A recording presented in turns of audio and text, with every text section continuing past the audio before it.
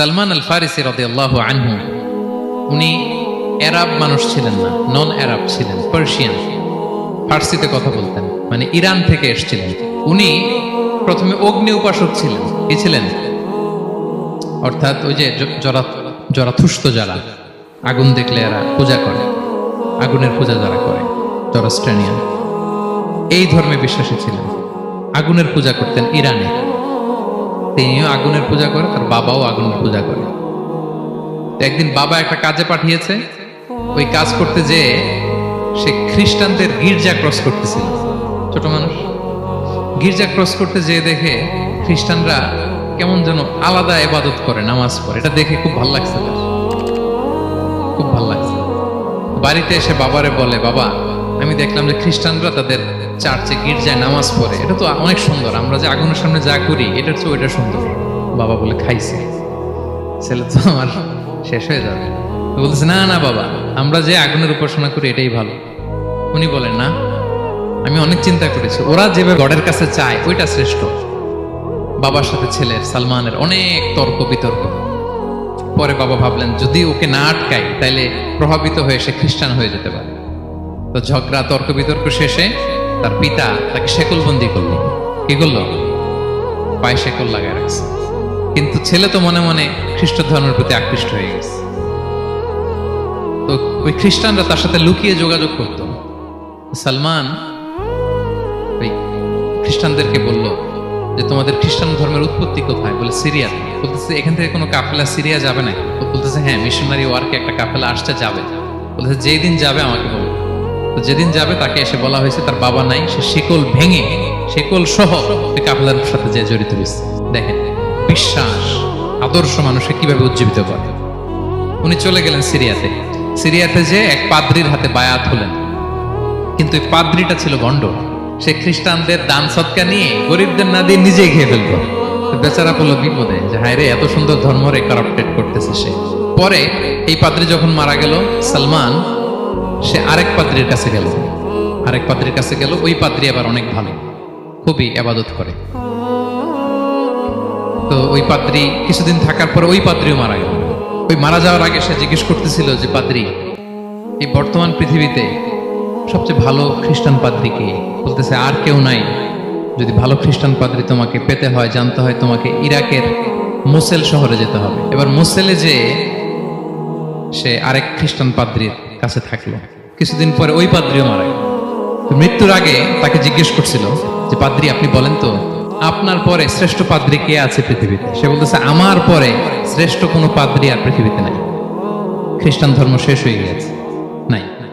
তবে জেনে রেখো, শেষ জামানার নবী আসার সময় ঘনিয়ে এসছে। তিনি যে এলাকায় আসবে, এলাকাটা চারদিকে পাহাড় বেষ্টিত থাকবে। চারদিকে থাকবে পাহাড়, খেজুরের বাগান, মরুদ্যান। তাকে চেনার আলামত আছে। কি আছে? আলামত আছে। এক নম্বর আলামত হচ্ছে, ওই শেষ নবীকে দানের খাবার দিলে তিনি খায় না, কিন্তু উপহার দিলে সে নেয়, খায়। আর তার পিঠে দুই কাঁধের মাঝখানে একটা নবুয়তির মোহর আছে। সুবহানাল্লাহ। যদি পারো তার কাছে যে বায়াত হও। সালমান আল ফারিসি পাগল হয়ে গেছে ওনার সন্ধান পাওয়ার জন্য। কিভাবে যাবে, কিভাবে যাবে? তো উনি কিছু ছাগল পালতেন। একটা কাফেলা তিনি পেলেন, যে কাফেলা আরব কাফেলা, বনু কালবের কাফেলা, আরব দেশে যাচ্ছে। তাদের সাথে তিনি চুক্তি করলেন যে, আমার যত ছাগল আছে এই ছাগলগুলো তোমাদের দিয়ে দিব, তোমরা কি ওই এলাকায় আমাকে পৌঁছে দিবা? তারা বললেন, হ্যাঁ, পৌঁছে দেব। সব ছাগল দিয়ে দিলেন, রওনা হইলেন ওই এলাকায়। মাঝপথে তারা তার সাথে জুলুম করলো, অন্যায় আচরণ করলো। তাকে দাস হিসেবে বিক্রি করে দিল ইহুদিদের কাছে। ওয়াদি আল কোরা নামে একটা জায়গা আছে, ওখানকার এক ইহুদির কাছে বিক্রি করে দিল। সে ইহুদির কাছে দাস হিসেবে থাকতে আরম্ভ করলো। অনেকদিন পরে, মদিনার পূর্ব নাম কি দেখি কে বলতে পারে? হ্যাঁ, মাশাআল্লাহ, তো মদিনার পূর্ব নাম হচ্ছে ইয়াসরিব।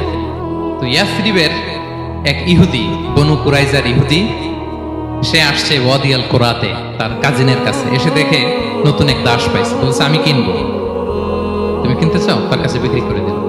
তখন ইয়াসরিবের ওই ইহুদি, বনু কুরাইজার, সালমান আল ফারিসিকে নিয়ে ইয়াসরিবে চলে গেল। সুবহানাল্লাহ। মদিনার আগের নাম কি? বিষ্ণু ইসলাম মক্কা থেকে হিজরত করে কিছুদিন পরে কই যাবেন?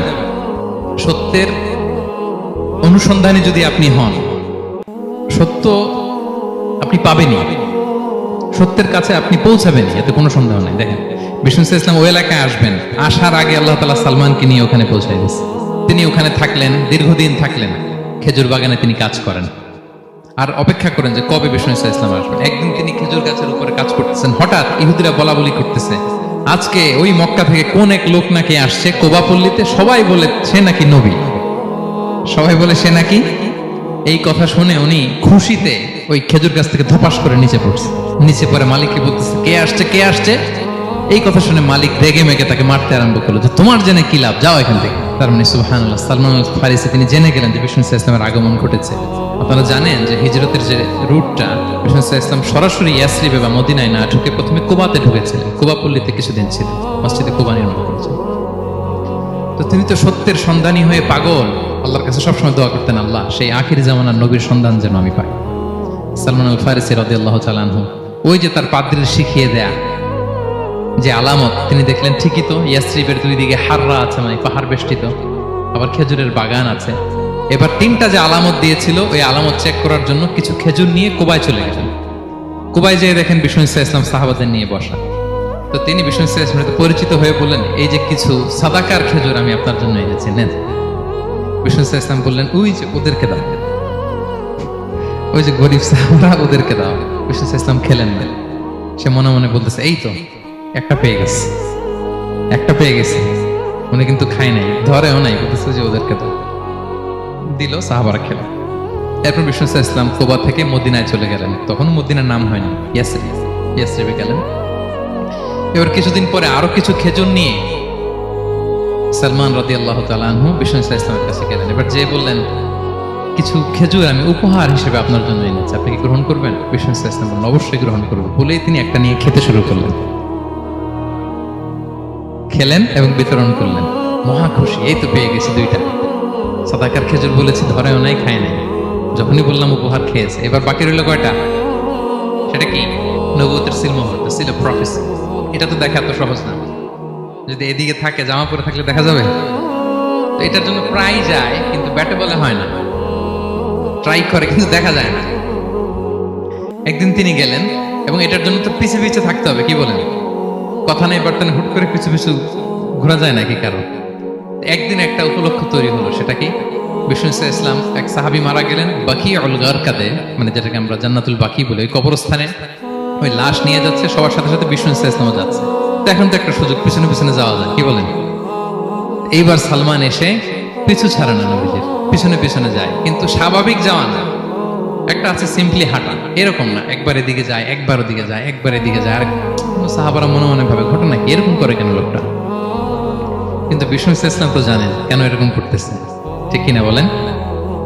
বিষ্ণু ইসলাম সেদিন দুইটা চাদর করেছিলেন, একটা নিচে আর একটা উপরে, নিচে লুঙ্গি আর একটা চাদরটা দিয়ে গা ঢেকেছিলেন। বিষ্ণু ইসলাম ইচ্ছে করে পিঠের চাদরটা একটু নিচের দিকে নামালেন, যাতে করে সে যেটা খুঁজতেছে ওটা দেখে ফেলে।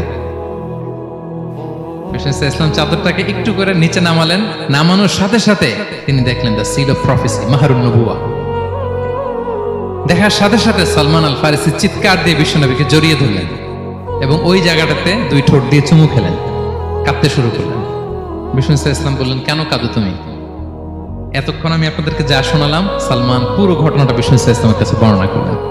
বললেন ইয়া রাসূলুল্লাহ, এই জন্য কাঁদি, আমি ছিলাম অগ্নি উপাসক, সত্যের সন্ধানে আমি খ্রিস্ট ধর্ম গ্রহণ করেছি। 3 খ্রিস্টান পাদ্রী শেষ করে সর্বশেষ যে ভালো পাদ্রীটা, উনি বলছে যে উনি মরার পরে আর কেউ ভালো পাদ্রী নাই, আখির জামার পায়গাম্বার আগমনের সময় এসেছে। পাহাড়ি এলাকা, চারদিকে খেজুর বাগান, এরকম জায়গায় উনি আসবে। আর 3টা সাইন বলেছে, উনি সাদাকা খায় না, উপহার নেয়, খায়, আর তার পিছনে থাকবে মাহরুন নবুয়া, নবুয়তের সিল। সুবহানাল্লাহ। বিষ্ণু ইসলাম খুশি হলেন, তাকে শাহাদা পড়ালেন এবং বললেন যে তোমার এই দাসত্ব থেকে মুক্তির জন্য কি লাগবে? সে বলে যে আমার চুক্তি হয়েছে 300 খেজুর গাছ লাগবে। কয়শো? বিষ্ণু ইসলাম বললেন কে আছো তোমাদের ভাইকে সাহায্য করবা? কেউ 20টা, কেউ 30টা, কেউ 40টা। সব সাহাবারা ডোনেট করে 300 খেজুর দিয়ে দিলেন, খেজুরের গাছ হয়ে গেল। আর 40 গ্রাম স্বর্ণ, এটাও দিতে হবে। তো কোন এক যুদ্ধে বিষ্ণু ইসলাম একটা ছোট্ট স্বর্ণের টুকরে পেয়েছিলেন, বললেন যাও এটা নিয়ে ওজন দাও, ওজন দিলে দেখবা হয়ে গেছে। ওইটা নিয়ে ওজন দেয়া হলো, দেখা গেল মুহূর্তে একেবারে সমানে সমানে 40 গ্রাম হয়ে গেছে। সালমান আল ফারিসি রাদিয়াল্লাহু তাআলা তারপর থেকে মৃত্যুর আগ পর্যন্ত বিষ্ণু ইসলামের সাথে ছিলেন, সবগুলো যুদ্ধে অংশগ্রহণ করেছেন। এবং ৫ম হিজরিতে ওই যে পরীক্ষা খননের কথা আমরা জানি না, দ্য ব্যাটল অফ ট্রেন্চ, এই বুদ্ধিটা আসছিল সালমান রাদিয়াল্লাহু তাআলা আনহুর মাথা থেকে। এটা হচ্ছে ওনার ব্রেন চাইল্ড। কারণ আরব দেশে এরকম পরীক্ষা খনন করার ট্রেডিশনই ছিল না। উনি তো আরব দেশের না, আসছে পারস্য থেকে। ওনার এই বুদ্ধি পরামর্শ নিয়ে বিষ্ণু ইসলাম ৫ম হিজরিতে পুরো মদিনার চারদিকে খনন করে এই পরীক্ষা করে